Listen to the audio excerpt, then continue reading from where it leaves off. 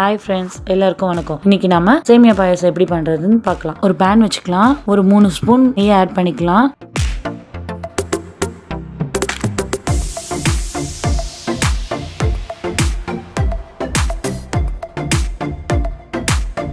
இப்போ நெய் நல்லா சூடாயிடுச்சு. சூடானதுக்கு அப்புறம் நம்ம பவுல்ல எடுத்து வச்சிருந்த சேமியாவை ஆட் பண்ணிக்கலாம். ஒரு பொன்னிறமா வர வரைக்கும் எடுத்து வச்சுக்கலாம்.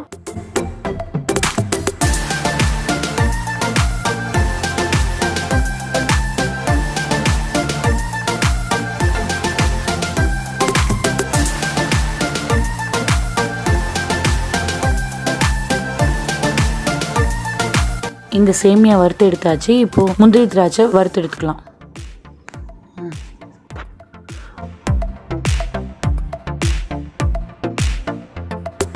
ஒரு பாத்திரத்துல பாலை காய்ச்சி எடுத்துக்கோங்க. பால் நல்லா திக்கா காஞ்சி வந்ததுக்கு அப்புறம் அது கூட சர்க்கரை சேர்த்துக்கோங்க.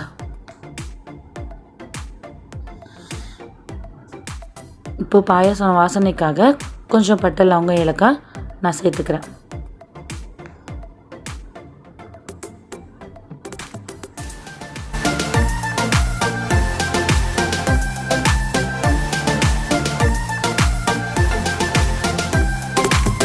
இப்போது நம்ம வறுத்து எடுத்து வச்சுருந்த சேமியாவை அதோடு ஆட் பண்ணிக்கலாம். ஆட் பண்ணி நல்லா மிக்ஸ் பண்ணிக்கலாம். சேமியா ஆட் பண்ணதுக்கப்புறம் ஸ்டவ்வை மீடியமில் வச்சுக்கோங்க.